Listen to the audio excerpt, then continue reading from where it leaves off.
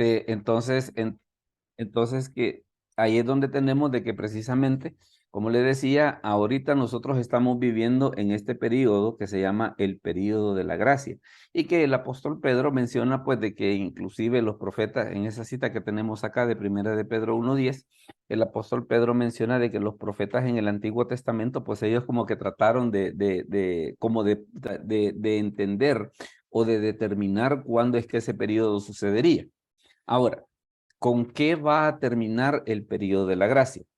El periodo de la gracia va a terminar con el arrebatamiento de la iglesia, que es aquí donde está esta cuestión que yo les mencionaba hace un momento, de que por qué este sistema se llama pretribulacionista.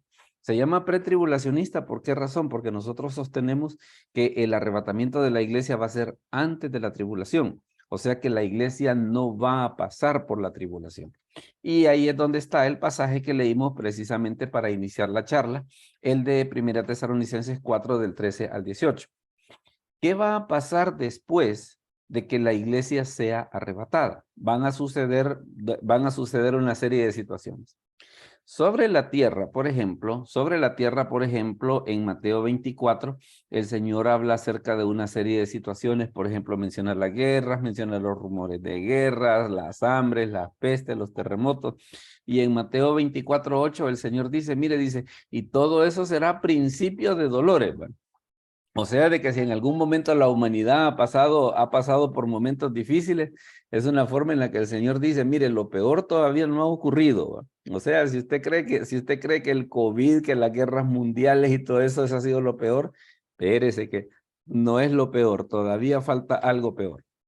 Entonces, luego después tenemos la gran tribulación propiamente dicha, como el Señor lo describe en Mateo 24:21. Esto del principio de dolores y de la gran tribulación, cada uno de estos periodos, por ejemplo, el principio de dolores dura 3 años y medio y la gran tribulación también dura 3 años y medio. O sea que ambas cosas, el principio de dolores y la gran tribulación, en total van a ocurrir en un periodo de 7 años. Eso es básicamente lo que está descrito que va a suceder en la tierra después del arrebatamiento de la iglesia. Ahora, perdón. ¿Qué va a suceder con la iglesia que ha sido arrebatada? En el caso de la iglesia que ha sido arrebatada, va a estar en el cielo precisamente participando de dos eventos. El primero que tenemos acá, y ahí usted puede ver el puntero, el primero de ellos es el tribunal de Cristo. Está descrito en Romanos 14:10 y en 2 Corintios 5:10. El tribunal de Cristo, entre otras cosas, va a tener como finalidad precisamente aquello que nosotros ahora hemos hecho estando en Cristo, por ejemplo, el ganar almas, el apoyar una iglesia y una serie de situaciones así que están descritas en varios pasajes de las Escrituras, todo eso va a ser recompensado. Para eso va a ser el tribunal de Cristo. Y las bodas del Cordero, precisamente que está en Apocalipsis 19:2 y en Apocalipsis 19:19, es un pacto que el Señor hace con la iglesia, porque recuerde que ante Dios el matrimonio es indisoluble. Entonces, ¿qué es lo que pasa? Por eso es de que está ese evento que se da de las bodas del Cordero y que está descrito en esos dos pasajes. ¿Qué es lo que va a suceder? Al final de la tribulación, o sea, al final de los 7 años que, como le decía, está comprendido entre el principio de dolores que dura 3 años y medio y la gran tribulación que son los otros 3 años y medio, ¿qué es lo que sucede? La tribulación va a terminar precisamente con la segunda venida de Cristo. Pero esta segunda venida de Cristo, ¿para qué va a ser? No va a ser para arrebatar a la iglesia, porque eso va a haber ocurrido, precisamente va a ser el punto de partida para la tribulación.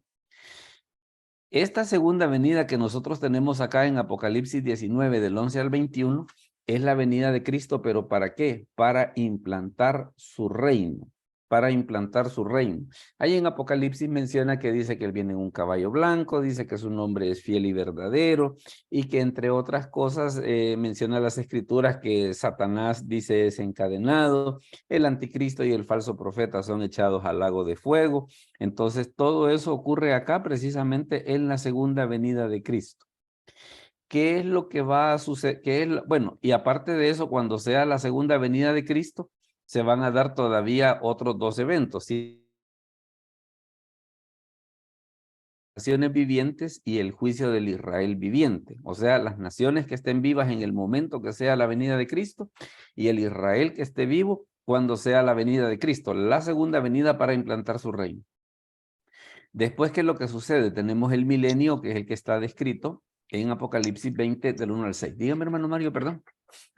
Eh, una consulta, pastor. Con respecto a lo que menciona de la segunda venida de Cristo, la gran tribulación termina con la batalla de Armagedón. Que es precisamente que la batalla de Armagedón, entre otras cosas, se da porque es la segunda venida de Cristo. O sea, Okay, porque entonces, precisamente el anticristo y el falso profeta, una de las cosas que ellos van a hacer es a pelear contra el Señor, ¿va? Pero es lo que menciona, es lo que menciona eso que dice que pelearán contra el Cordero, ¿va? Y el Cordero los vencerá. Entonces, okay. ahí es donde está esa situación. La batalla de Viniendo Armagedón. Cristo, perdón, viniendo Cristo, comienza la batalla de Armagedón. Prácticamente la batalla se da porque el anticristo quiere pelear contra él. Cuando lo ve venir quiere pelear contra él, ¿verdad? Okay. Porque lo ve como un enemigo. Entonces, por eso es de que él trata de pelear contra él, pero ahí está que en Apocalipsis 19 el resultado es de que el Señor gana, el Señor es el que vence, pues.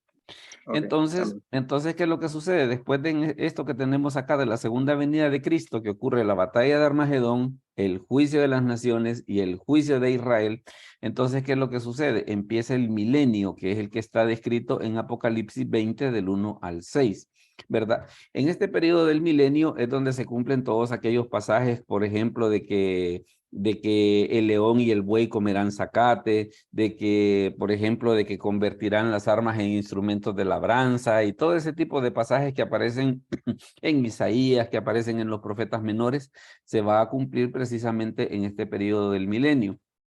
Ahora, el milenio va a terminar con dos cosas. El milenio va a terminar con dos cosas. Va a terminar con la rebelión final y va a terminar también, y la otra cosa que va a ocurrir al final del milenio va a ser el juicio del gran trono blanco. ¿Y eso dónde está? Está en Apocalipsis 20 del 7 al 15. Ahí es donde están descritos todos esos eventos. Y después de que esos eventos se den, qué es lo último, digámosle así, con lo que termina la historia, es con los nuevos cielos y la nueva tierra descritos en Apocalipsis capítulo 21 y Apocalipsis capítulo 22. Entonces, así como usted ve el esquema, puede usted darse cuenta por qué razón nosotros le damos ese nombre de premilenial, dispensacional y pretribulacionista.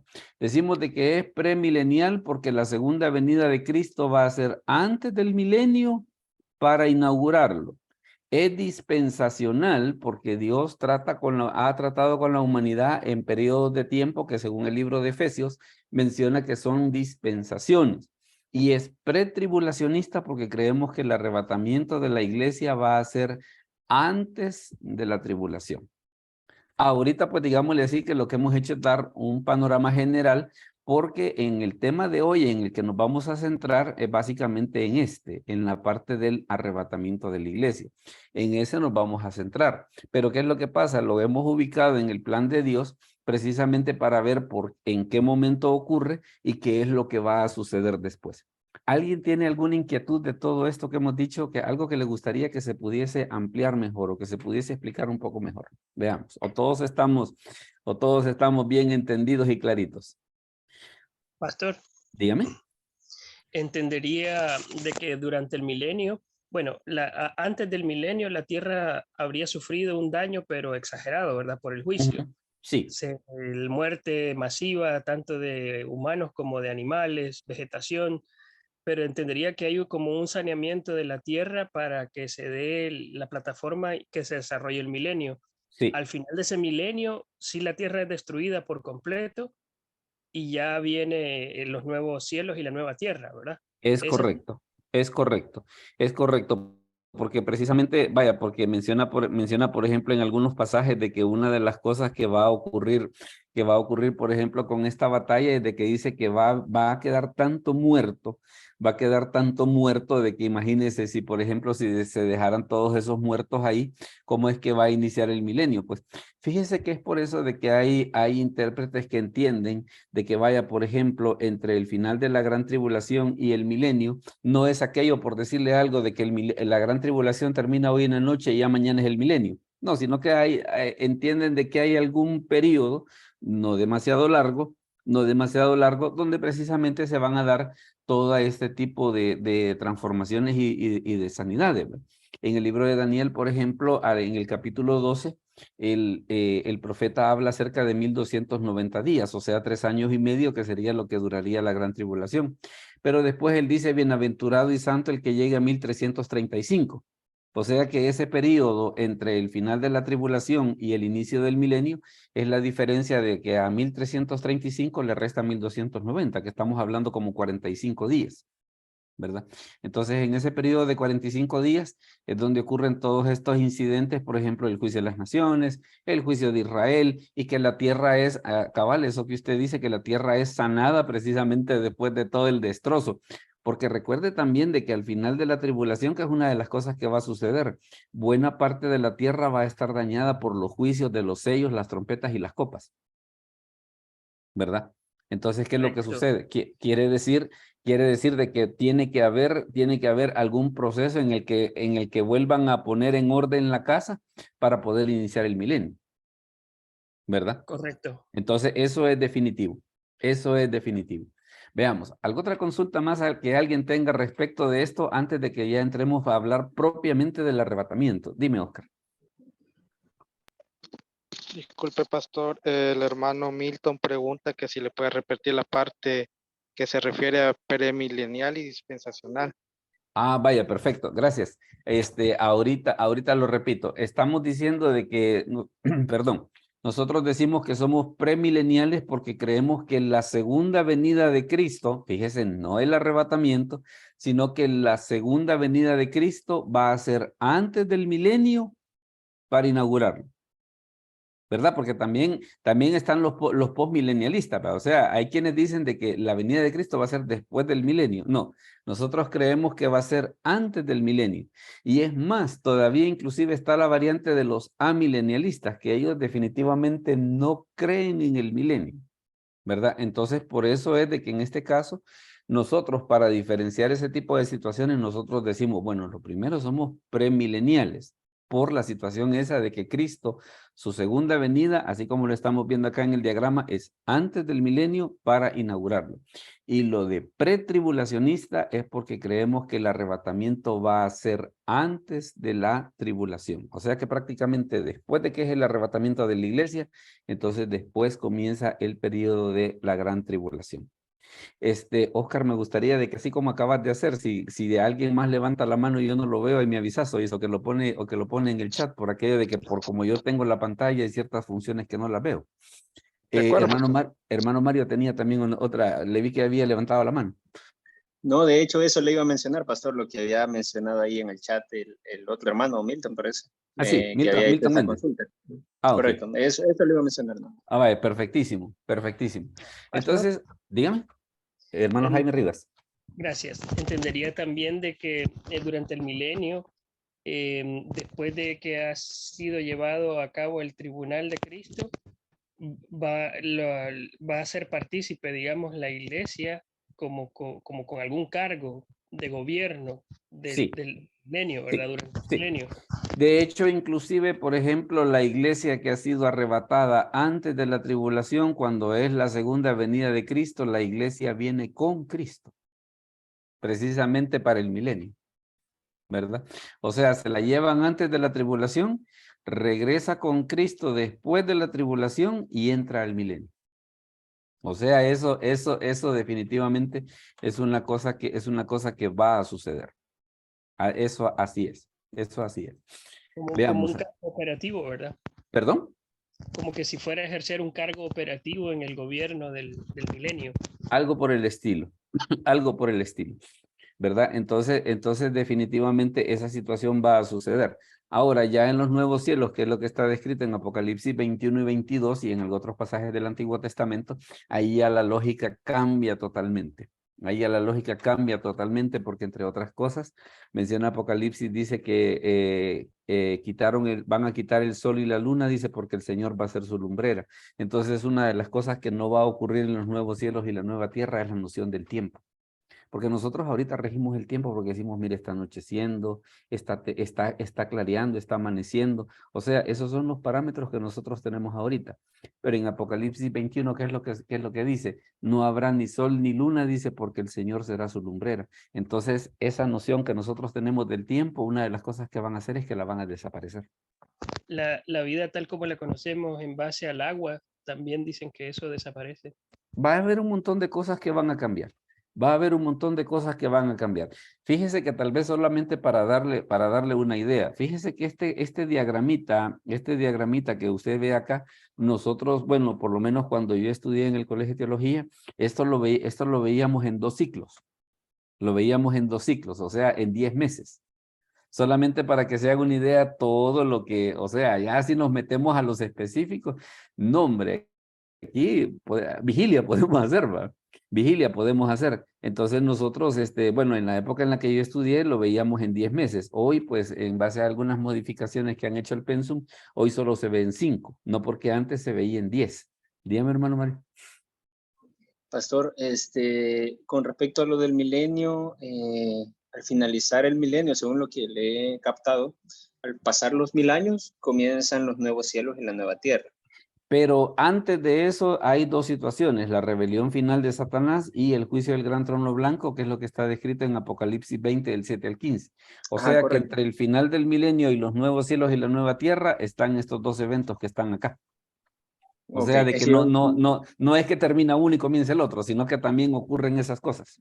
Ok, es que si no mal recuerdo, o sea, algún pastor en algún momento le escuché decir de que para el fin del mundo, porque hay muchas personas que si tiembla o algo dicen, ay, viene el fin del mundo, y no, o sea, creo que confunden eso. Para el fin del mundo faltan 1007 años, decía un pastor, no recuerdo Sí, tomamos, ahora, pues sí, pero lo de los 1007 años, digamos que es una cifra redonda, pues, porque ya ve que, por ejemplo, tenemos los 45 días que están acá en el libro de Daniel, por ejemplo, y tenemos alguno que otro periodo de tiempo, lo que puede durar la rebelión acá, porque menciona la escritura de que Satanás inclusive va a lograr reunir una cantidad de gente, dice, numerosísima, pues, o sea, que no es aquello de que, mire, hoy quiero hacer la rebelión y empiezo a las 4 de la tarde y a las 6 ya termino la rebelión. Van a suceder varias cosas.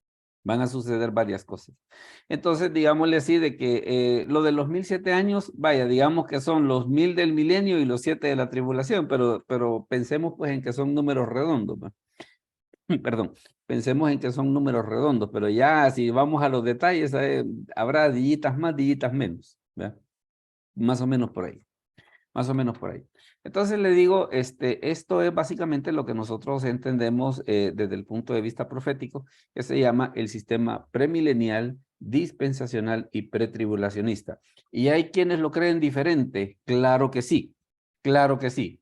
Ya vamos, en el caso del arrebatamiento, que es el tema de hoy, ya vamos a comenzar a ver las diferencias. En el caso del milenio, por ejemplo, nosotros que somos premileniales creemos que Cristo va a venir antes del milenio. Están los postmileniales que dicen que Jesús va a venir después del milenio y están los amileniales que ellos dicen, miren, no hay milenio, ese es un invento de ustedes.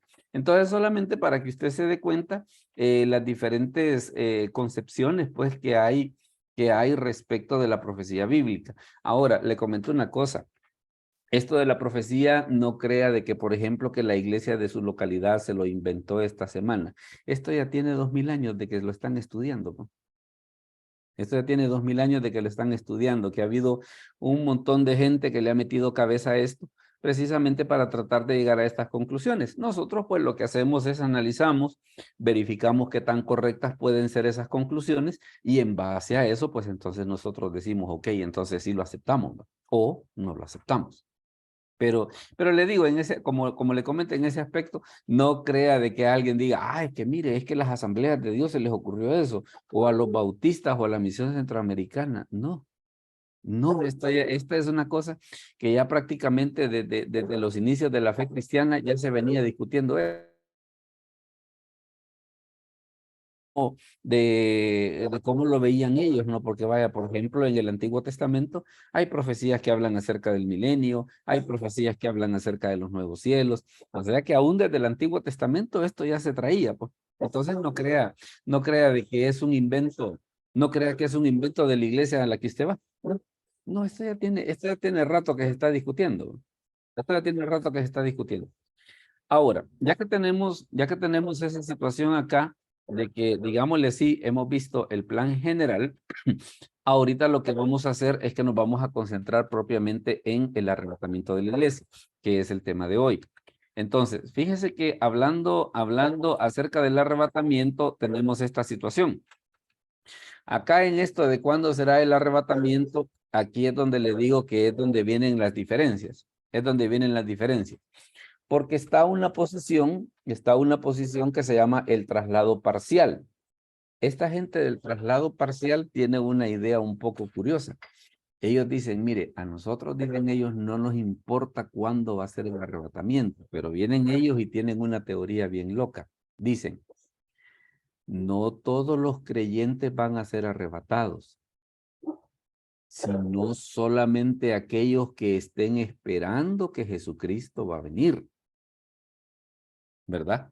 Entonces, y precisamente en teología así se llama, el traslado parcial, ¿verdad? Entonces, que ellos dicen, mire, el asunto no va a ser de que si va a ser antes, que si va a ser en medio, que va a ser después. A nosotros, dicen los del traslado parcial, a nosotros eso no nos interesa, sino que lo que nos interesa saber es de que, por ejemplo, usted puede ser cristiano, pero si usted no está esperando la venida del Señor, lo siento mucho, pero no va a ser arrebatado, dicen ellos, dicen ellos. Luego fíjese que está esta segunda posición que se llama el post-tribulacionismo. Y el post-tribulacionismo, ¿qué dice? Que el arrebatamiento va a ser al final de la tribulación, ¿verdad? Está también el mid-tribulacionismo, que esta gente que dice, el arrebatamiento va a ser a la mitad de la tribulación. Y está la posición que nosotros sostenemos, que es el pretribulacionismo, que dice que el arrebatamiento será antes de la tribulación. Entonces, dése cuenta pues de que hay una serie de puntos de vista. Ya vamos a ver los pasajes en este caso que sustentan la posición que nosotros estamos defendiendo. Pero ¿qué es lo que sucede? Le menciono esto para que no se sorprenda, porque si en algún momento usted escucha de que, por ejemplo, hay alguien que diga que el arrebatamiento va a ser al final de la tribulación, este es un postribulacionista. Entonces usted lo va a poder identificar. Mira que el arrebatamiento va a ser a la mitad de la tribulación, entonces sos un mitribulacionista. Que el arrebatamiento va a ser antes de la tribulación, entonces ¿qué sos? Sos un pretribulacionista. O sea, existen todas estas variantes. Existen todas estas variantes. Y precisamente una de las cosas que hace, por ejemplo, la doctrina bíblica, el estudio de los eventos proféticos, es precisamente, bueno, conocer todas estas variantes y en el caso de nosotros, entender por qué razón el pretribulacionismo es la posición que podemos defender en base a las escrituras. Que ese es el asunto importante de todo esto, que no solamente es que nosotros decimos, mire, es que fíjese que la iglesia va a ser arrebatada antes de la tribulación. Pues sí, pero solo porque ese pastor lo dice. No, es que hay pasajes bíblicos que lo dicen. Hay pasajes bíblicos que lo dicen. Entonces, lo que nosotros vamos a ver es precisamente ir entrando en esa dinámica de ver cuáles son esos pasajes que lo dicen. ¿Podemos seguir entonces? ¿Todos estamos claros hasta aquí? Me voy a retroceder un poquito solamente para esto. Mire, para que decíamos que los post-tribulacionistas creen que el arrebatamiento va a ser al final de la tribulación. Están los mid-tribulacionistas que creen que el arrebatamiento va a ser al final de a la mitad de la tribulación, perdón. Y están los pretribulacionistas que creen que el arrebatamiento va a ser antes de la tribulación. Entonces, esas son las diferentes posiciones. Y tenemos, por ejemplo, la del traslado parcial, que ellos no ubican el arrebatamiento en ninguna parte, sino que solo dicen, mire, solamente van a ser arrebatados los que estén esperando la venida del Señor. Ahora, uno de los problemas que tiene esa posición y que precisamente cuando se hace la discusión sobre esto se plantea, es de que el traslado parcial tiene un defecto bien grande, y es el hecho de que no considera que toda la iglesia es el cuerpo de Cristo. Entonces, si el Señor se llevara solo parte de la iglesia, sería como que el Señor solo se llevara ciertas partes del cuerpo y otras no, ¿verdad? Entonces, por esa razón, esa es una de las situaciones por las cuales el traslado parcial definitivamente está fuera de lugar, pues. Ahora, pero ¿y entonces qué pasa con el post-tribulacionismo, el mid-tribulacionismo y el pretribulacionismo? Fíjese de que curiosamente a lo que mucha gente piensa, hay pasajes de las Escrituras que explican el orden de los eventos. Y uno de los pasajes que explica el orden de los eventos es este, mire, es 2 Tesalonicenses 2, del 3 al 8. Y mire lo que dice el pasaje. Hermana María Julia, ¿será que la hermana María Lidia está con usted para que nos eche la lectura? Porque ahí medio le vi que asomó la cabeza. Hola. Sí, pastor, aquí está María Lidia. Ah, vaya, por así para que escuchemos esa melodiosa voz y que nos lee el pasaje que tenemos ahí, 2 Tesalonicenses 2, del 3 al 8. Ahorita. Nadie os engaña en ninguna manera, porque no vendrá sin que antes venga la apostasía y se manifieste el hombre de pecado, el hijo de perdición, el cual se opone y se levanta contra todo lo que se llama Dios o es objeto de culto, tanto que se sienta en el templo de Dios como Dios, haciéndose pasar por Dios. ¿No os acordáis que cuando yo estaba todavía con vosotros os decía esto? Y ahora vosotros sabéis lo que lo detiene, a fin de que a su debido tiempo se manifieste, porque ya está en acción el misterio de la iniquidad, solo que hay quien al presente lo detiene hasta que él a su vez sea quitado de en medio. Y entonces se manifestará aquel inicuo a quien el Señor matará con el espíritu de su boca y destruirá con el resplandor de su venida. Fíjese de que ese pasaje nos menciona varias cosas bien interesantes, porque la pregunta que le hacían al apóstol Pablo, y por eso le comentaba de que las cartas a los tesalonicenses tienen el propósito de responder las inquietudes que tenía la iglesia respecto de la venida del Señor. Entonces, ante la pregunta que ellos le hacían a Pablo, mira Pablo, ¿y el Señor cuándo va a venir? Entonces, mire la respuesta que le da Pablo. Mire, dice, el Señor no va a venir, dice, sin que antes venga la apostasía. O sea, está hablando de la segunda venida de Cristo. La segunda venida de Cristo no va a ocurrir si la apostasía no ocurre. O sea, ¿quién? El anticristo en los 7 años de tribulación. ¿Verdad? O sea que lo que hace Pablo es que prácticamente nosotros hicimos el diagrama hacia adelante. Pablo lo que hace es que él viene para atrás. Él viene para atrás. Él dice, la segunda venida de Cristo no va a suceder porque la apostasía todavía no ha venido, o sea, el anticristo todavía no ha aparecido. Pero entonces venía la otra pregunta, ok, ¿y el anticristo por qué no aparece? El anticristo no aparece porque dice en el versículo 6, vosotros sabéis lo que lo detiene. O sea, el anticristo no puede aparecer en este momento porque hay alguien que está impidiendo que aparezca. Mire lo que dice el versículo 7. Dice, porque ya está en acción el misterio de la iniquidad. Pero mire lo que dice, solo que hay quien al presente lo detiene hasta que él a su vez sea quitado de en medio. Ahora, ¿quién es este que está deteniendo? ¿Quién es este que está deteniendo la aparición del anticristo? El anticristo, dígame, perdón. El Espíritu Santo. Así es, así es. Lo que está impidiendo que el anticristo aparezca es el Espíritu Santo que mora en los creyentes. Por eso es de que el anticristo no puede aparecer en este momento. Entonces, ¿qué es lo que dice el apóstol Pablo?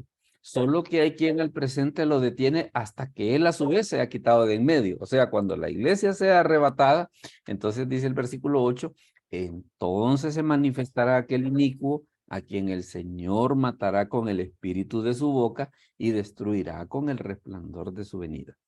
Entonces, vea cómo el diagrama que nosotros hicimos hace un momento, que nosotros lo hicimos para adelante, ¿qué hace el Señor? El Señor lo hace para atrás. El Señor lo hace para atrás, porque nosotros partimos arrebatamiento, tribulación, segunda venida. Así lo explicamos nosotros. El apóstol Pablo acá, ¿qué es lo que hace? Segunda venida, tribulación, arrebatamiento. Pero ¿qué le demuestra a usted este pasaje? Que está el orden de eventos tal y como el sistema premilenial, dispensacional y pretribulacionista lo entiende. ¿Verdad?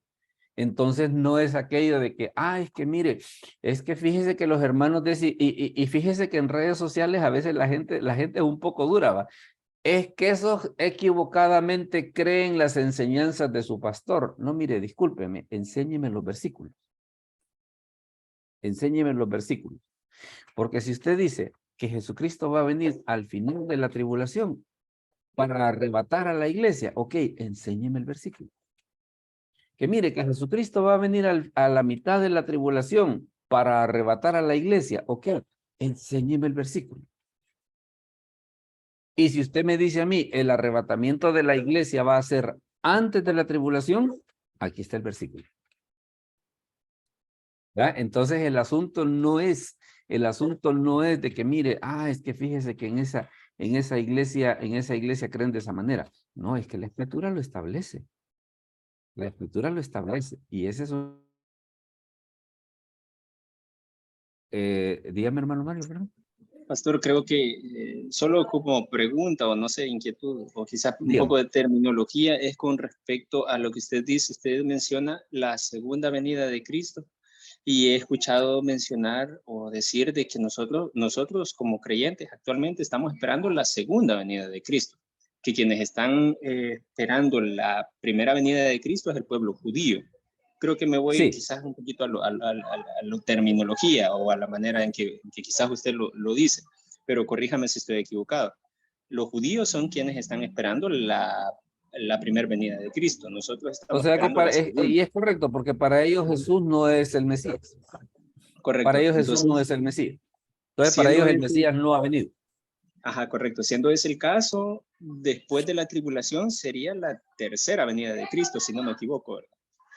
Para nosotros Para así, nosotros, correcto. así como nosotros lo tenemos, porque sería en todo caso la primera venida en su ministerio terrenal, la segunda venida en el arrebatamiento y la tercera al final de la tribulación, ¿verdad? Entonces, Ok, si lo gracias. vemos desde ese punto de vista serían tres.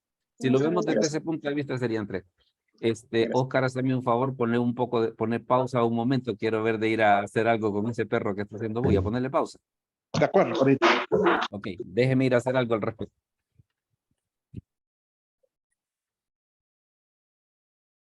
Dígame, hermano Jaime, veamos cómo está la cosa. Pastor, yo también tenía un punto de vista que, por ejemplo, la primera venida implicó que nuestro Señor pues se hizo carne, ¿no? Y Ajá, convivió con correcto, nosotros. correcto. En cambio, cuando es el arrebatamiento, por algo hace énfasis que es en las nubes. O sea, Él no baja aquí a la tierra, sino que es en un cielo, pues, no sé cuál de todo sea, pero no baja aquí a la tierra. Y en Correcto. cambio, ya en la segunda venida sí tiene una presencia aquí en la tierra, pues, para todo lo que va a ser la gran pelea. Entonces, Sí, pensaría que realmente tanto para judíos como para no judíos, sí son dos venidas, ¿no? Que ellos no lo reconocieron en su momento y todo, pero convivió con ellos. si lo En su vemos, momento, si lo vemos desde el punto de vista de los judíos, así sería. Si lo vemos desde el punto de vista de los judíos.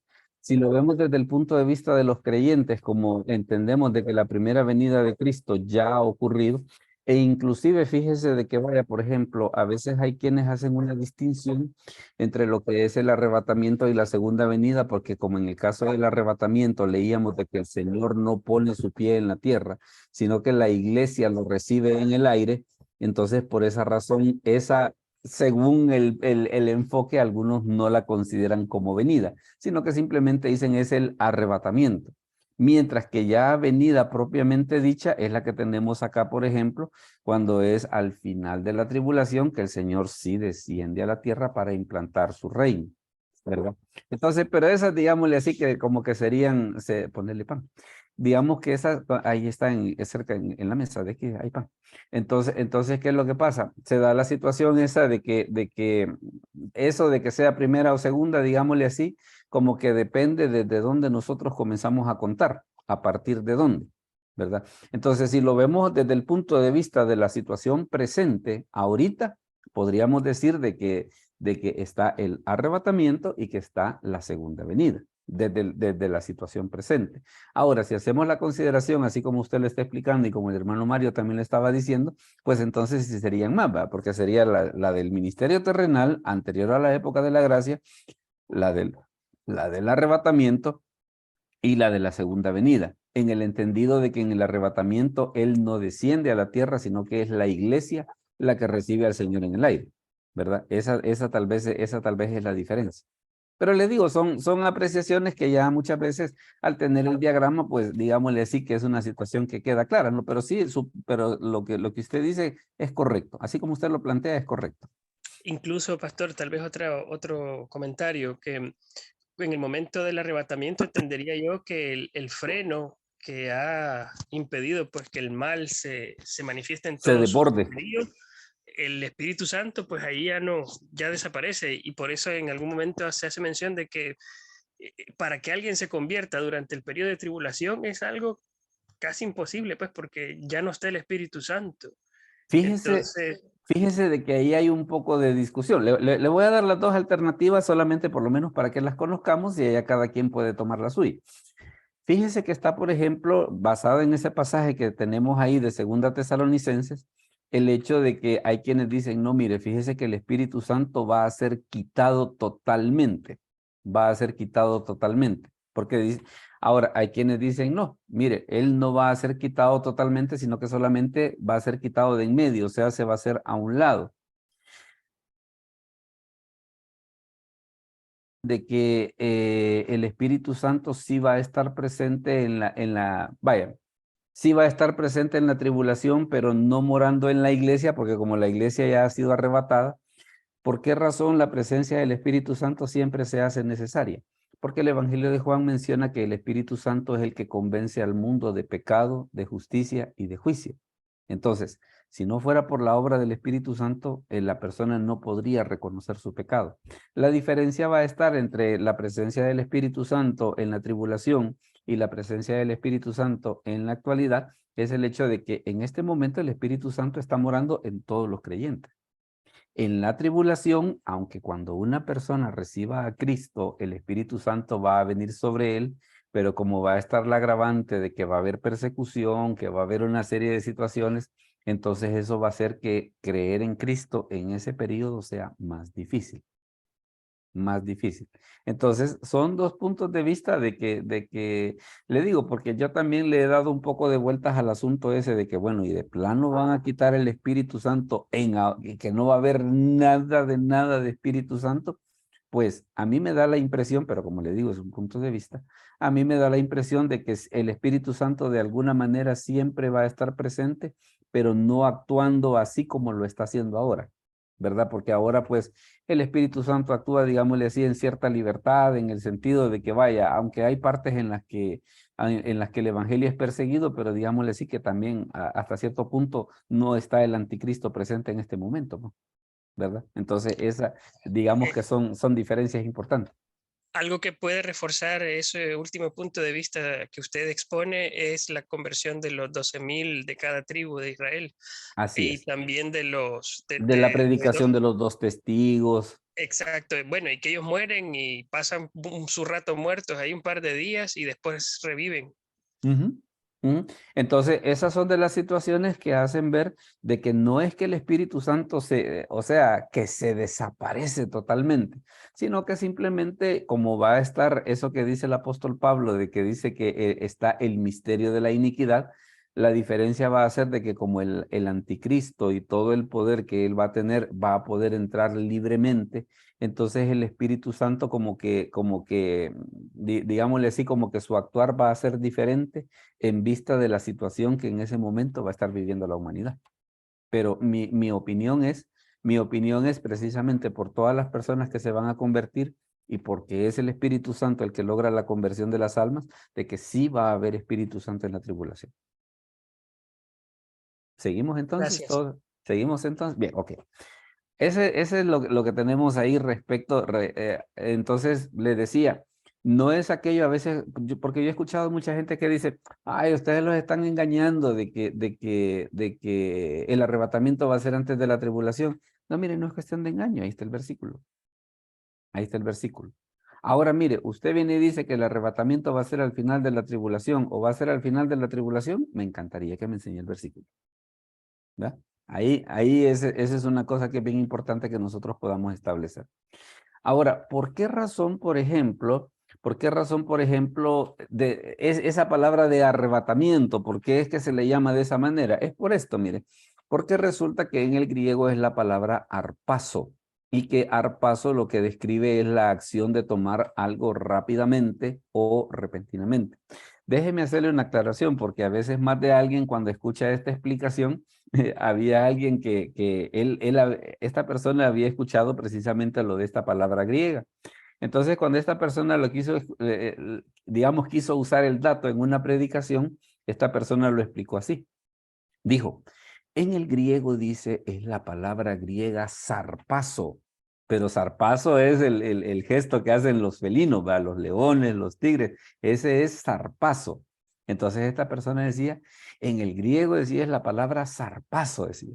Y lo explicaba bien emocionado, ¿va? Así que dice, cuando el Señor venga de un solo zarpazo nos va a llevar a su presencia, pero no, no es zarpazo, no es con Z, sino que es con H, harpazo, ¿verdad? Esa es la palabra que se ocupa en el texto griego, por ejemplo, para la palabra esa que tenemos ahí en Primera Tesalonicenses, que habla acerca de que la iglesia va a ser arrebatada.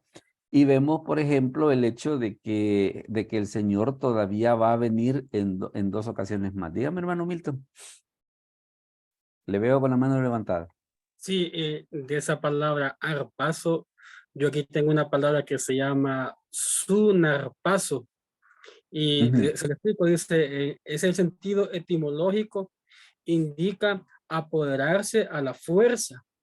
Se usa de la posición de demonios, está en Lucas 8:29, del viento cuando arremete contra una embarcación en alta mar. Y la parte donde dice arpazo, dice, indica llevarse algo en forma súbita o repentina, Sí. sin usar la violencia. Y lo que te lleva se lo llama pertenece. Este fue el término que utilizó el apóstol Pablo para hacerse referencia al traslado de la iglesia, ya que Cristo no nos viene a raptar, sino a arrebatar su iglesia de nosotros, le pertenece a él. Él nos compró con su sangre. Y Primera Tesalonicenses, capítulo 4, versículo 17. Mire qué interesante. ¿De quién es el que da esa explicación? ¿De dónde le está Ya tomando? lo digo, aquí el escritor, permítame, se lo busco el escritor, pero sí, es un libro que tengo aquí en la mano yo. Ah, vaya, perfecto. No, pero la explicación es correcta. La explicación es correcta porque de hecho la palabra que se ocupa en el texto griego específicamente para hablar acerca, ahí en Primera Tesalonicenses, y vea qué interesante, y eso que dice ese escritor, pues básicamente es correcto, ¿no? En el sentido de que es arrebatamiento, pero no con violencia. Fíjese que se usa, por ejemplo, por mencionarle un caso, en el libro de Hechos, cuando dice la escritura de que después de que Felipe convirtió al etíope, dice que el espíritu le arrebató y el etíope no le vio más, y después dice que lo fue a aventar allá por Azoto, ¿verdad? Que es una de las ciudades que están por esa zona. Entonces, ese es uno de los casos donde se ocupa esa palabra. El otro caso donde se ocupa es donde el apóstol Pablo habla acerca de aquel hombre que fue arrebatado al paraíso, dice, y oyó palabras inefables que no le he dado al hombre expresar. Entonces, son otros de los pasajes donde esta palabra arpazo se utiliza. El pastor, el escritor de este libro se llama Josué N. Brizueño. Ah, ok. Sí, pero sí, la explicación básicamente es correcta. La explicación básicamente es correcta, ¿verdad? Entre la diferencia entre arpazo y sunarpazo, es correcto, es correcto. Entonces, vea en este caso, por ejemplo, y vaya, si nos remontamos un poco al diagrama, vemos dos situaciones, que primero, hablando acerca de los pasajes en los que Jesús promete volver. Hermano Milton, léanos por favor ese que tenemos ahí, Juan 14, Juan 14, 1 al 3. Ese que está en pantalla. Sí, dice, no se turbe vuestro corazón. Creéis en Dios, creed también en mí. En la casa de mi padre muchas moradas hay. Así, si así no fuera, yo os hubiese dicho, voy pues a preparar lugar para vosotros. Si me fuere, yo os prepararé lugar. Vendré otra vez y os tomaré a mí mismo, para que donde yo estoy, vosotros también estéis. Correcto. Entonces, este pasaje ¿de qué está hablando? Del arrebatamiento. Del arrebatamiento. El que habla de la segunda venida es este, mire. Oscar, léelo por favor, Mateo 24, 29 y 30.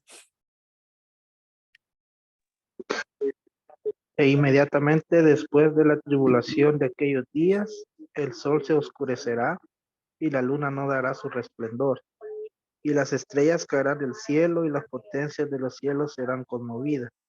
Entonces aparecerá la señal del Hijo del Hombre en el cielo, y entonces lamentarán todas las tribus de la tierra y verán al Hijo del Hombre viniendo sobre las nubes del cielo con poder y gran gloria. Correcto. Si usted se fija cómo describe Juan 14 la venida de Cristo y cómo la describe Mateo 24, son totalmente diferentes. Ahora, ¿por qué razón? Porque Juan 14 lo que está describiendo es el arrebatamiento, mientras que Mateo 24 lo que está describiendo es la segunda venida. Y usted ve que en cada evento, digámosle así, el tipo de cosas que van a suceder son bien diferentes. Por eso veíamos el diagrama hace un rato sobre en qué momento ocurre el arrebatamiento y sobre en qué momento ocurre la segunda venida. Luego fíjese que, por ejemplo, hay otra situación aquí que es bien interesante que nosotros podamos tener en cuenta. Es una distinción importante y es esta, mira. Aunque ya lo vimos en el diagrama, pero no está de más que lo reforcemos. Cristo vendrá por primera vez, entendiendo esa primera vez, descontando su ministerio terrenal, ¿va? O sea que ese, digámosle así, ese ya démoslo por hecho. Cristo vendrá por primera vez para arrebatar a su iglesia, formada por los creyentes de todas las edades. Esto ocurrirá antes de la gran tribulación, un periodo de 7 años en el que los eventos de Apocalipsis 6 al 19 se cumplirán. Y tenemos el otro caso. Cristo vendrá por segunda vez para implantar su reino literal sobre la tierra. Esto ocurrirá después de la gran tribulación, cuando los eventos descritos en Apocalipsis 6 al 19 se hayan cumplido. Esta venida se describe en Apocalipsis 19.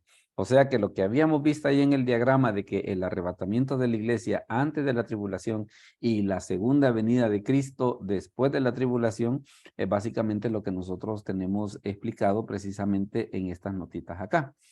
Luego fíjese que también hay otra cosa que es bien importante que si entramos a los detalles, mire, y el arrebatamiento, ¿cómo se supone que va a ser? Una de las cosas que mencionan las escrituras es el hecho de que dice que va a sonar la trompeta anunciando el evento. Y es lo que nosotros leemos acá. Hermano José Martínez, ¿será que nos puede leer el pasaje ese que está en pantalla? Primera Tesalonicenses 4:16. Con gusto. Porque el Señor mismo, con voz de... disculpe que tengo que buscarlo aquí porque me cubre una pantallita. Ok. Estamos 4:16, acá lo tengo. Ajá. Porque el Señor mismo, con voz de mando, con voz de arcángel y con trompeta de Dios, descenderá del cielo y los muertos en Cristo resucitarán primero. Correcto. Entonces vea que una de las cosas que describe las escrituras es el hecho de que, mire, ¿y cómo va a ser el arrebatamiento? Bueno, una de las cosas que va a ocurrir es el sonido de la trompeta. La siguiente cosa, y que el hermano José nos acaba de leer, es el hecho de la resurrección de los muertos en Cristo. Por eso es que dice, los muertos en Cristo resucitarán primero. Y luego mire lo que va a suceder con el caso de en el caso de los creyentes. Veamos, hermano Mario Rogel, si nos lee 1 Tesalonicenses 4:17. Amén. Luego nosotros, los que vivimos, los que hayamos quedado, seremos arrebatados juntamente con ellos en las nubes para recibir al Señor en el aire, y así estaremos siempre con el Señor. Correcto. Entonces vea esa situación como ya las escrituras dicen, mire, y el arrebatamiento, ¿cómo va a ser? Primero dice, va a ser el sonido de la trompeta, ¿para qué? Dice, para que los muertos, dice que el Señor mismo, con voz de mando, con voz de arcángel, con trompeta de Dios, descenderá del cielo, dice, y los muertos en Cristo resucitarán primero. Ahora, ¿qué dice después el pasaje? Luego nosotros, o sea, los creyentes que estemos vivos en ese momento, luego nosotros, los que vivimos, los que hayamos quedado, seremos arrebatados juntamente con ellos en las nubes para recibir al Señor en el aire, y así estaremos siempre con el Señor. Entonces, básicamente, lo que es el arrebatamiento, digámosle así, la mecánica, es lo que el apóstol Pablo pone en 1 Tesalonicenses 4:16. Ahora, hay otra situación más, por ejemplo, de que mire, ¿y cómo va a ser el cuerpo, por ejemplo? ¿Cómo va a ser el cuerpo resucitado del creyente? Una de las cosas que menciona la Escritura es esto, mire, que seremos semejantes a Él. Hermano Jaime, si nos lee, por favor, 1 Juan 3:2. Palabra de Dios dice: amados, ahora somos hijos de Dios y aún no se ha manifestado lo que hemos de ser, pero sabemos que cuando Él se manifieste seremos semejantes a Él, porque le veremos tal como Él es. Correcto. Vea qué interesante esa explicación que dice, no dice que vamos a ser iguales a Él, ¿no? Hasta ahí no llega, solamente dice que vamos a ser semejantes a Él. Pero fíjese que el cuerpo resucitado básicamente va a tener tres cosas bien esenciales. No se va a enfermar, no va a envejecer y no se va a morir, ¿verdad? Por eso es de que el apóstol Pablo, ya vamos a ver ese pasaje, donde habla acerca de que dice que vamos a resucitar en incorrupción, ¿verdad? Porque el cuerpo resucitado del creyente, e inclusive de los creyentes que estemos vivos en ese momento, también el apóstol Pablo habla acerca de que los creyentes que estemos vivos, nuestro cuerpo va a ser transformado, ¿verdad? Nuestro cuerpo va a ser transformado y entre otras cosas dice que el propósito que va a tener esa transformación es para que el postrer enemigo, que es la muerte, sea vencido. Entonces, ¿qué es lo que pasa? Por eso tenemos esa situación de que el cuerpo resucitado del creyente no se va a enfermar, no va a envejecer y no va a morir, ¿verdad? Ya si vemos el específico, mire lo que dice 1 Corintios 15, 51 al 52. Hermana María Julia, ¿será que nos ayuda con la lectura de ese versículo? 1 Corintios 15, 51 al 52. Ahorita, pastor. 1 Corintios 15, 5:1. He aquí os digo un misterio. Yo todos dormiremos, pero todos seremos transformados. ¿Es eso, verdad? Sí, porque me dice que no. No todos, es que digo yo todos. Perdón. Sí, ese es. No, no todos dormiremos, pero todos seremos transformados en un momento, en un abrir y cerrar de ojos, a la final trompeta, porque se tocará la trompeta y los muertos serán resucitados incorruptibles y nosotros seremos transformados. Vea qué interesante que dice que los muertos, dice, van a resucitar incorruptibles. Era lo que estábamos hablando, que era un cuerpo que no se va a enfermar, no va a envejecer y no va a morir. Y en el caso del creyente que esté vivo en ese momento, también vamos a tener la misma situación. Dice, nosotros, dice, vamos a ser transformados. O sea que nuestro cuerpo va a ser igual al de ellos. Nuestro cuerpo va a ser igual al de ellos. ¿Y hasta qué punto vamos a llegar? A lo que dice la primera de Juan 3:2, que nuestro cuerpo, dice, va a ser semejante a él. O sea que hay esperanza que los feos sean bonitos después, pastor. Sí, algo por el estilo. Algo por el estilo, ¿verdad? Entonces, no, fíjese que, por ejemplo, una de las cosas, y creo que ustedes recordarán que en la reunión pasada veíamos esa situación, de que, por ejemplo, imagínense qué va a pasar con aquella persona que le amputaron un miembro. No, cuando sea la resurrección, su cuerpo va a estar completo. ¿Verdad? Así que esa, le digo, va a ser una situación. Hay esperanzas. Sí, sí, claro que sí. Claro que sí. Ahora, el Señor, fíjense que el Señor cuando da la explicación, ¿qué es lo que dice? Ni se casan ni se darán en casamiento, dice, sino que serán como los ángeles de Dios. O sea, va a ser, le digo, va a ser una cosa definitivamente bien especial, pero muy, muy, muy especial, ¿verdad? Fíjense que tal vez la última cosita, tal vez para que vayamos aterrizando un poquito, tiene que ver con un asunto que a veces la gente pregunta. Y es aquello de que si existirá el recuerdo. De que si existirá el recuerdo. Le comento de que hay dos situaciones. Están los que dicen de que no y están los que dicen que sí. Los que dicen que no se basan en lo siguiente, que sería un poco injusto que, por ejemplo, que usted esté en la presencia de Dios en el cielo y que se esté acordando de los parientes que, por ejemplo, que no creyeron y que se condenaron. O sea que como que eso fuera a hacer de que a la hora de las horas el cielo no fuera tan bonito, pues, por aquello de que imagínese algún pariente que usted le habló, algún amigo que usted le habló y que no se convirtió, entonces como que va a estar aquí de que, híjole, aquel va a estar allá toda la eternidad condenándose mientras yo estoy aquí, va. Entonces, hay quienes ven esa situación y dicen, mire, por eso es de que ellos creen de que no. Ellos creen de que no. Ahora, habemos otros que decimos que sí. Pero en el caso de los que decimos que sí, a diferencia de los que dicen que no, ellos pues se basan nada más en una cuestión, digámosle así, subjetiva, si usted lo quiere ver de esa manera, aquello de que, perdón, esa situación de pensar, mire, qué injusto va a ser eso. Mire, pero independientemente de lo que nosotros pensemos, hay una cosa que la Escritura sí menciona y que esto es bien importante. Fíjese que, por ejemplo, en Lucas 16, 25, donde está el rico y Lázaro, se da la siguiente situación, que mire lo que le dice a Abraham. Pero Abraham le dijo, hijo, acuérdate que recibiste tus bienes en tu vida y Lázaro también males, pero ahora este es consolado aquí y tú atormentado. Vea que Abraham estaba informado de qué era lo que le había pasado tanto al rico como a Lázaro cuando estaban vivos.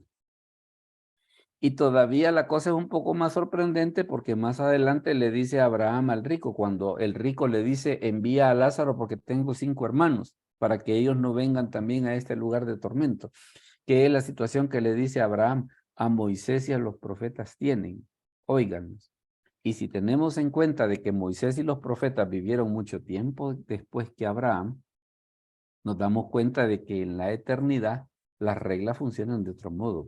Entonces, en la eternidad, ¿qué es lo que sucede? Abraham conoció a Moisés, Abraham conoció a los profetas, y como el Señor Jesucristo claramente lo dice, Abraham vio mi día y se gozó. O sea que hasta él inclusive lo vio, ¿verdad? Entonces, si lo vemos desde ese punto de vista, si usted dice, mire, ¿y habrá algún versículo de las Escrituras que diga de que sí? Para mí está este y este otro. Mire, hermano Mario, léanos Apocalipsis 6 del 10 al 11. Yo, ¿verdad? Sí, sí, por favor. Ahorita solo hay un Mario, porque hoy no nos ha pasado que habían 2 Marios como la vez pasada. Hoy solo hay uno. No, ok, dice, y clamaban a gran voz diciendo, ¿hasta cuándo, Señor, santo y verdadero, no juzgas y vengas nuestra sangre en los que moran en la tierra? Y se les dieron vestiduras blancas, y se les dijo que descansasen todavía un poco de tiempo, hasta que se completara el número de sus consiervos y sus hermanos, que también habían de ser muertos como ellos. Vea de que en este pasaje dice que cuando se abre uno de los sellos, están esta gente y le dicen al Señor, mira Señor, ¿y cuándo vas a vengar la sangre de las que nos mataron? O sea que ellos se acordaban de que los habían matado, ¿verdad? Se acordaban que los habían matado. Y no solamente eso, sino que el Señor les dice, mire, espérese un ratito que todavía van a matar más. O sea, si lo que ustedes estaban pensando es de que esto ya terminó, espérese que todavía falta que maten más. Dime, Oscar. Hola. Disculpe, pastor, y el versículo también que menciona, no me recuerdo cuál es, pero que dice, y el Señor enjugará toda lágrima, no sé si se refiere también a... Ah, no, pero ese es en Apocalipsis 21, cuando habla acerca de los nuevos cielos y de la nueva tierra. Pero fíjate que esa palabra de enjugar es bien interesante, porque enjugar es aquello de que vos llegás al convencimiento digámosle así, como que entendés el propósito de lo que te pasa, pues. ¿Verdad? A que no es tanto que el Señor vaya a borrar el recuerdo, sino aquello que el Señor dice, no, mira, todo eso que te pasó tenía un final, tenía un propósito en el plan de Dios. Vaya, es como, por ejemplo, como lo que ocurre en la actualidad, por ejemplo. En la actualidad, por ejemplo, cuando a uno se le muere un familiar, en el momento duele. En el momento duele. Pero ¿qué es lo que sucede a medida que el tiempo va pasando? Bueno, entre otras cosas, uno entiende que la muerte es una ley de la vida, ¿verdad? Y de hecho el escritor de Hebreos así lo menciona, ¿no? Que dice que está establecido para los hombres que mueran una sola vez y después de esto el juicio. Entonces, no es de que a ti se te olvida que ese familiar ha muerto, sino que sencillamente como que vas entrando en una situación de conformidad y de comprensión en el cual entendés de que esa es una cosa que tenía que ser. Entonces, por eso es de que las escrituras mencionan que dice que el Señor enjugará, no que va a borrar, no que va a borrar, sino que sencillamente lo que el Señor hace es, mira, todo, algo así como, por ejemplo, como lo que le pasó a José con los hermanos, que José cuando se encuentra con los hermanos les dice, mire, ustedes pensaron mal contra mí, les dijo, pero Dios lo ha encaminado a bien. O sea, no se preocupen, hombre. No se preocupen, porque eso que ustedes querían de hacerme daño, de venderme y de todo ese tipo de cosas, todo eso era parte del plan de Dios. Entonces, él, digámosle así, el mal recuerdo de lo que le pasó no fue borrado, sino simplemente lo único que sucedió es de que él llegó a la comprensión de que había un plan de parte de Dios en todo eso. Entonces, ¿qué pasa? El entender ese plan de Dios es una de las cosas que hace que la gente ya no ve esa situación con amargura, ya no ve esa situación con tristeza, sino que entiende que todo forma parte del plan de Dios, ¿verdad? Entonces, por eso es que se da esa situación de que dice que el Señor va a enjugar toda lágrima. Dígame, hermano, le veo la mano levantada, el que dice Samsung SM. A ver. Amén, amén, pastor. Dígame. Es que no le he podido configurar para ponerle el nombre, pastor, pero le habla Juan Castro. Ahorita se lo cambio yo. Dígame. Sí, un aporte bien importante es lo que decía el hermano sobre la referencia de Apocalipsis, cuando decía que él va a enjugar toda lágrima. Fíjese, pastor, de que muchas veces yo considero que a todos nos ha pasado que en un momento de algarabía, bueno, los que han estado en graduaciones, es un momento solemne en el cual todo se enfoca en que la persona alcanzó su meta y es un momento de algarabía. En ese momento de algarabía se olvidan las penas, pastor. Y no es que no estén allí, sino que la emoción, la algarabía es más grande que las penas que puedan haber. Todo el sufrimiento que le hicieron en los exámenes y todo ese tipo de cosas. Todos aquellos profesores locos y todo. Bueno, más o menos, ¿verdad? La idea es esa, ¿va? La idea es esa. Fíjese que yo considero que estando en la presencia del eterno Dios, va a ser mucho más grande la algarabía, estar delante de la presencia del eterno Dios, estar en la gloria del eterno Dios, va a opacar todas aquellas penas que tuvimos, aunque gocemos de la memoria, que lo recordemos. Considero que va a ser mucho más grande la algarabía, ¿verdad? Y sí. Es ahí donde podríamos decir que aplica el versículo cuando él dice que va a enjugar nuestras lágrimas, porque de seguro vamos a tener sentimientos también, pues. Sí. No es que se vayan a opacar los sentimientos. Entonces considero que va a ser mucho más grande la algarabía, estar en la presencia de Dios, en su gloria, bueno, alabando y glorificando su nombre, y aunque vengan aquellos pensamientos, va a ser mucho más hermoso estar en su presencia, ¿verdad? Considero, pastor. Y fíjese que inclusive, abonando a eso que usted dice, el apóstol Pablo, por ejemplo, dice en el libro de Romanos, de que las aflicciones del tiempo presente, dice, no son comparables a la gloria venidera. O sea, de que ya cuando estemos allá, vamos a decir, ay, si eso que pasé allá no era nada, no era nada. Veamos, primero el hermano Jaime Rivas y después la hermana María Julia. Gracias, pastor. Respecto de la primera cita, yo no estoy seguro, pero creería de que hubo un cambio sustantivo del seno de Abraham allá cuando, digamos, nuestro Señor había resucitado.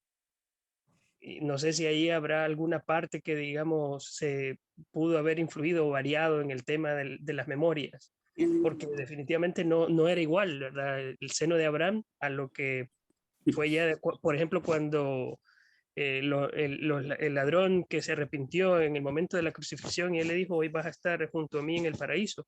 Ya, digamos, ya no era el tema de mira, te voy a mandar al seno de Abraham, o sea, cambió totalmente esa parte. Sí. Pero en Perdón, adición, esa es una idea. Y la otra idea, en línea con lo que acaba de comentar el hermano que me precedió, es que va a ser una actividad tan absorbente y consumidora de energía y atención en la adoración a Dios, que el recuerdo, pues yo creo que va a quedar en el milenio. Va a ser algo tan sin importancia que ya no vas a tener tiempo para pensar en otra cosa más que va a ser absorbido toda tu energía, toda tu presencia, todo tu tiempo, todo lo que sea en la adoración a Dios. Es que eso, ¿sabe eso cómo es? Es, por ejemplo, como cuando usted está feliz haciendo algo. ¿Se ha fijado que cuando uno está feliz haciendo algo, el tiempo no se siente? ¿Verdad? Correcto. Uno está con aquello de que, y que ya es tarde, ¿va? ¿Pero por qué? Porque como uno lo está disfrutando, entonces el tiempo no tiene nada que ver.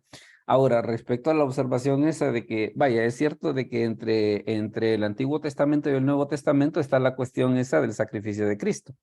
Pero fíjese que por eso es bien interesante el otro pasaje, el de Apocalipsis 6, que ya es prácticamente después de la resurrección de Cristo, ¿verdad? Porque estamos hablando de que se abren los sellos en la tribulación y ellos allí inclusive todavía le dicen al Señor, mira Señor, ¿y cuándo vas a vengar a los que nos mataron? ¿Verdad? Y estamos hablando que eso ya está del otro lado. Y ellos estaban con aquello, pero mira Señor, y vas a hacer justicia. Y el Señor les dice, les dan vestiduras blancas y les dice, espérense un momento que todavía tienen que matar más. O sea, si ustedes estaban pensando de que esto ya terminó, esperen que todavía tienen que matar otros tantos más, ¿va? Entonces por eso se da esa situación. Dígame, hermana María Julia, perdón. A ver, soy yo, hermano. Ah, ok, perfecto, dígame. Tengo una inquietud existencialista. A ver, vamos a ver, asómbreme. ¿Sabe lo que pasa? Que yo lo que veo, nosotros que pertenecemos a la iglesia, no deberíamos tener un concepto individualista de la eternidad. Nosotros decimos, es que yo voy a estar viendo al Señor y no me voy a acordar del resto. Y yo pienso que eso está bien. Sin embargo, la Biblia es clara al decir que somos parte de un cuerpo. La iglesia es la novia del Cordero. Sí. Y para entonces vamos a ser la esposa del Cordero. Vamos a ser un cuerpo todos, no de uno en uno. Los que van a estar de uno en uno es el pueblo de Dios, que son los judíos. Entonces, en la eternidad, sin duda seguirá habiendo un pueblo, pero habrá una esposa. Y yo no entiendo del todo eso, pero Efesios es claro en decir que incluso el matrimonio es una prefiguración de lo que es la unión de Cristo con su iglesia. Por eso entonces, es de que se habla acerca de las bodas del Cordero en Apocalipsis 19. Exactamente, pero entonces cuando nosotros incluso cantamos un himno que dice que yo tengo una mansión en los cielos, yo voy a ser parte de la novia del Cordero, habrá una mansión, lo que la Escritura dice es que Él fue a preparar moradas, es decir, una habitación, un tálamo para la novia, pero no me veo una María Lidia ahí y cuánta gente histórica alrededor de Cristo. No entiendo esa parte, no la comparto. Pienso que vamos a ser parte de un todo, no así el pueblo judío. Esa es otra cosa. Y le voy a comentar otra cosa. Fíjese que, por ejemplo, había un profesor mío de teología que le explicaba una cosa bien interesante y se lo quiero plantear. Este profesor mío decía, mire, dice, el cielo va a ser bonito no por las cosas que hay ahí. El cielo va a ser bonito porque Jesús va a estar ahí. Claro. Y decía, el infierno va a ser feo por las cosas que hay ahí, sino que el infierno va a ser feo porque Jesús no va a estar ahí. Exactamente, esa es una mejor concepción de lo que va a ser la eternidad nuestra con el Señor.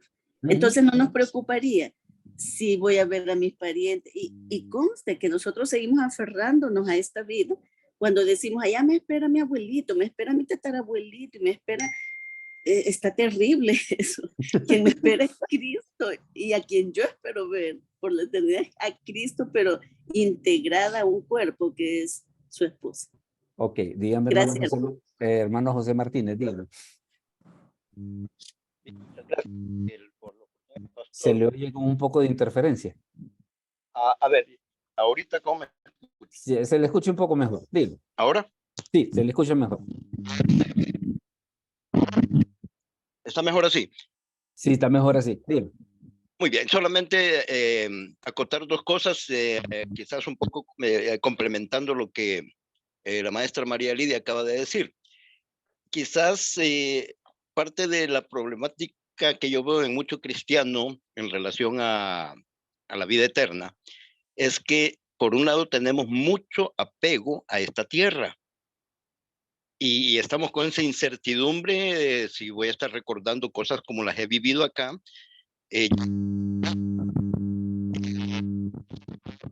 Eso último ya no se le escuchó. Yo creo que le ha de estar haciendo un poco de falso contacto el conector de los audífonos. Por eso se le oye con interferencia. Hola. Ahora, ¿cómo me escuchan? Ahora sí, ahora sí. Muy bien. Decía que, acotando un poco a lo que María Lidia decía, siento de que muchas veces habemos cristianos que tenemos demasiado apego a esta tierra y a lo que aquí hacemos. Entonces no dimensionamos y obviamente no está para nosotros dimensionar cómo va a ser la vida eterna. De hecho, comparto el punto de vista de María Lidia de que no podemos ver tampoco esa vida eterna en una forma individual, porque ese es el otro punto que quería acotar, y es que nos identificamos mucho como que si nosotros somos el pueblo de Dios y nosotros somos la esposa del Cordero, la iglesia es la esposa del Cordero, los creyentes no israelitas o no hebreos o como se les quiera llamar, no somos el pueblo de Dios, o sea, Israel es el pueblo de Dios. Y nosotros dice que hemos sido injertados. Exacto. Y nosotros hemos sido adoptados, hechos hijos de Dios, no pueblo de Dios, sino que hijos de Dios. Entonces vamos a reinar con él sobre el pueblo de Dios en el milenio y qué sé yo, toda esa cosa. Más bien acotar de que nuestra visión debe estar en la eternidad y que todo lo que hagamos aquí sea orientado para esa eternidad, o sea, hacer bien las cosas, ser profesionales en lo que hacemos y no para ganarnos un sueldo acá, sino para que pensando en esa eternidad como grupo, como iglesia. Acotar esas dos cosas nada más, que debemos pensar, o enfocarnos en la eternidad y no en cómo vamos a vivir la eternidad. Si la vamos a vivir igual que acá, o sea, obviamente va a ser diferente, pero tendríamos Totalmente. Sí. Gracias, solamente acotar esas dos no, cosas. Y está perfecto. Ahora, le voy a decir una cosa tal vez para que vayamos finalizando. Déjeme comentarle algo. A veces hay quienes, por ejemplo, le voy a silenciar porque se le oye que alguien más está hablando. Bueno, entonces le voy a comentar una cosa. A veces hay quienes este tipo de ejercicios, así como el que nosotros acabamos de hacer, no mucho les gusta hacerlo porque piensan de que como que se comete un pecado o alguna cosa así por el estilo. Pero déjeme comentarle algo. El libro de Proverbios menciona que dice, honra de Dios, dice, es encubrir un asunto, dice, y honra del rey es escudriñarlo. Entonces se ve que de que Dios precisamente ha dejado ese tipo de cosas con la idea de que nosotros reflexionemos al respecto, pues. Porque en la medida en la que nosotros comprendamos ese tipo de cosas, lo que vamos a tener es una fe más madura, una fe más cierta, ¿verdad? Que no sea solamente, pues sí, mire, a mí así me han dicho que es, va, o yo lo que sé que yo he recibido a Cristo y nada más, va. No, sino que todas estas cosas están en las Escrituras para que hagamos así como hicieron los creyentes del Antiguo Testamento, indagar, como dice el apóstol Pedro, qué tiempo y qué persona les indicaba el Espíritu de Cristo que moraba en ellos. Así que básicamente este ejercicio, usted ha visto que hemos considerado algunas cosas que las hemos podido afirmar categóricamente y sin lugar a duda con versículos bíblicos, y hay otras pues de que están abiertas a la discusión y que algunas de ellas, por ejemplo, sobre qué es lo que va a suceder en la eternidad, ya cuando estemos ahí nos vamos a dar verdaderamente cuenta de qué es lo que va a ser todo. Eso es lo que podríamos decir. Déjeme comentarle cuál va a ser el tema para la próxima semana. Para la próxima semana se lo quiero dejar planteado. Mire, va a ser un tema muy bonito. Vamos a hablar acerca del bautismo en el Espíritu Santo. Vamos a hablar acerca de esto. Y se va a dar cuenta de que, fíjese que a veces la gente le teme a este tema y viera qué interesante es conocerlo. No, hombre, se va a dar cuenta de que allí está escondida una de las promesas más grandes de Dios para los creyentes. Pero lo que pasa es de que como nos han enseñado a tenerle miedo a eso, cuando lo que nosotros deberíamos de ver, en lugar de tenerle miedo por lo que la gente nos dice, lo que debemos de ver es lo que sí dice la Escritura, que es el bautismo del Espíritu Santo, ¿verdad? Así que ese va a ser el tema para el próximo miércoles, ¿verdad? Así que desde ya están todos cordialmente invitados. ¿Alguna última observación antes de que terminemos? ¿Alguien quiere decir alguna última palabra antes de que oremos? Y está siendo grabada esta. Esta se está grabando. Otro momentito vamos a compartir el enlace del video ya cuando se haya subido. Otro momento lo compartimos. Solamente pastor. gracias, Pastor Peñate. Sí, muchas gracias. Bueno, no, y Ya. gracias a ustedes también porque se meten en este lío, porque no, es que dése cuenta, era La al mejor hermano descripción. al hermano José Martínez que se nos unió hoy a la reunión, le estábamos explicando eso, pues de que este tipo de estudio es algo, es un poco fuera de lo común. Es un poco fuera de lo común porque no es tanto una predicación, sino que es pensando en crecimiento espiritual, pensando en que algunos de ustedes son o van a ser líderes en algún ministerio, ¿verdad? Amén. Y reforzando su conocimiento para que, mire, la idea de esto no es de que usted se lo aprenda y que a usted le quede a usted solito, no, sino que usted lo pueda compartir. Porque uno aprende más cuando enseña. Cuando enseña, pero si yo aprendo y no enseño, el conocimiento muere. Hay que buscar un par de víctimas para enseñarle, pastor. Ah, sí. Bueno, ahí tiene la hermana María Lidia para que empiece con ella. Ok, Yo soy vamos. su víctima. Quiero que te enseñe griego y no quiere. No, vaya, bueno, vamos Sí, a orar pastor. entonces. Dígame, ¿sí? Una Hola. pequeña pregunta antes de terminar. A ver. Fíjese que a qué dirección manda los videos, pastor. Porque no me ha caído ni uno, fíjese. Fíjese que yo las estoy poniendo en los chats, en el chat, por ejemplo, en los de griego y en hermenéutica. Ahí los estoy poniendo. Bueno, gracias, pastor.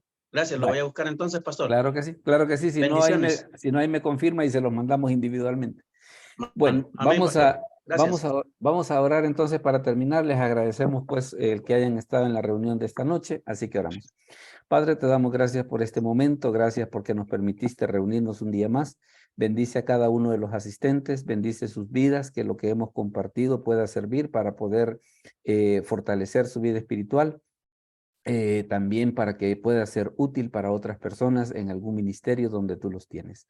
Danos una buena noche, te lo pedimos en el nombre de Jesús. Amén. Bueno, les agradezco mucho su presencia, ¿verdad? Así que el Señor les bendiga y ahí está el tema. Bendiciones. Ahí está el tema para la próxima reunión, así que quedan invitados. Gracias, pastor. Bendiciones. Gracias, Dios bendiga, hermano. Buenas Pastor. noches.